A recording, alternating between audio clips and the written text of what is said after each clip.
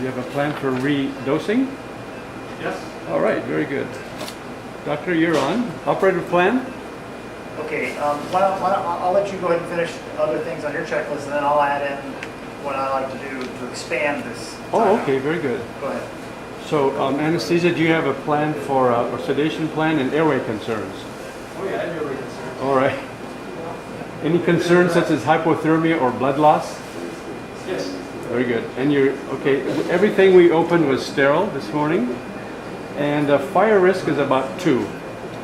Okay, the surgeon, now you're on, doctor. Okay, so I appreciate everybody's hard work to get us to here. I know there's a lot of preparation, we got a couple of meetings, and a lot of extra work that went into getting us to here. And this is going to be an exciting program, and the way I like to do it is by really emphasizing this timeout in the beginning, and then we'll have a debrief at the end. Okay. We're new together, so we want to be able to learn things that we do right and wrong on each case, so that we get through that learning curve period fast. That's the goal here. So the focus will be on the first 5 cases, and then we'll even have an expanded focus for the first 20 cases. But for these first 5, we plan on videotaping. Is everybody okay with that? Because what that means is that I'm going to look at it and critique you. I'm going to go through and kind of see how people perform compared to what I was used to seeing at university after having done about 400 cases. Okay, good, I'm glad. The kinds of things that I will be looking at are, one, this timeout. I'd like to go through what I'd like to talk, and then I'd like each person to talk about how you're going to add to the plan that I'm going to mention here, okay? And how you would, what you're going to do in these, in the case of a routine case, or in the case of a of adverse events that could happen. And then there's going to be 2 specific areas that we're going to want to have increased focus. We don't need that in the entire case, but the 2 times are, in this guy, the 1 lung ventilation period. He's already now, he's desatting at times, and his PA pressures are in the 50s. So it's possible that that could be an issue. If it is, we'll have to work on maybe some little bit of ventilation on the left side. There is, the ability to insufflate the chest and push down the lung without actually not, stopping ventilation on that side. There are other things that we can do, maybe hyperventilate a little bit on the right or whatever, but we'll have to work on that. If we just don't tolerate it at all, the bailout for that is bypass. Because then we can deflate the lung. I would think, 30 minutes to take down the lima on bypass to finish that, and then we should be able to, once we stop insulating the chest, to come back off pump and finish the graft. I don't think it'll come to that. It's pretty rare that happens, but it is the bailout for that scenario. So that's one area of focus. The other area is, as in any coronary case, off pump, is the distal anastomosis. There's 2 events that can happen there. One would be ischemia of the LAD while you're doing the graft. I doubt that, because it's a chronically occluded LAD, and it shouldn't become ischemic if it's got a bunch of collaterals to it already. There's no antegrade flow in it, including the vessel. However, there's also a right coronary lesion.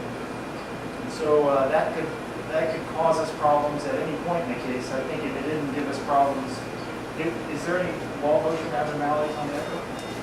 That's what I've seen. Let me check it over again, but I haven't seen anything obvious. So we look for that. That'd be our first. That's our most sensitive sign of ischemia in the RCA distribution. He didn't have ischemia on the stress test in that area. That's just an incidental finding. That's why we're doing it this way. We're just going to revascularize the LAD and leave that for the future. That's called a hybrid strategy. It's well known to work. It has a strong track record if you make sure you're not grafting it in the wrong sequence. If the inferior wall was where the ischemia was on the stress test, this would be a bad idea to graft the LAD today and leave that alone. Okay, so if the right coronary was ischemic, we would put in a balloon pump.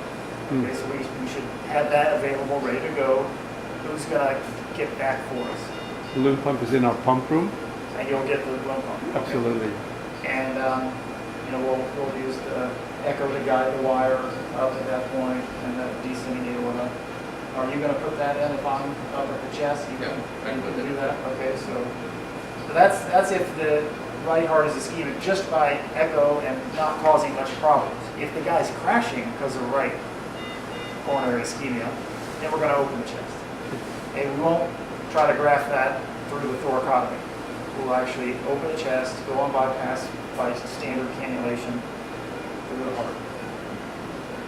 Okay, those are the two areas of focus because those are the two areas where we would need to be thinking about bailouts. Other than that, I expect straightforward case is a great candidate for this operation based on his targets and his ejection fraction and lack of other serious comorbidities. His size as always makes it a little bit more challenging, the airway, and then just having enough room in the chest to do it without opening the chest. So we'll deal with that as it comes. Equipment concerns. We've got people here from Medtronic to help if we have problems with the side rails. Those are always an issue. The suctioning on, when you got the stabilizer on, you can't have that come off. That I've seen it happen at times. Somebody's messing with it or something. Really key, because if it's stabilizing it and then it comes off, the heart can slip and you can tear a graft off if you're sitting there suturing it. So you just got to make sure of that. The blower can't go off while you're in the middle of the LED anastomosis because that's usually something you want to get done fairly quick. You're losing blood and oftentimes you're ischemic, which we shouldn't be here, but still that's the issue.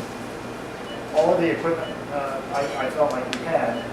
Everything that I asked for, everybody got, which I appreciate. So I don't have any other equipment concerns.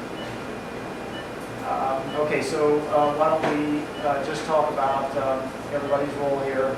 Talk about you with the balloon pump in an emergency situation for bypass. And femoral cannulas would be most likely what we would need if you have those. Okay. 17 and 21. I think so. I mean, it's only partial support that we would need most likely in that scenario for hypoxia with one lung ventilation, or if we just happen to have some kind of problems at any other point. We have Brody here to help with any issues that everybody knows Brody from Intuitive. Yep. Brody Purcell. Okay, and I'm sorry if you would just remind me your name so that I.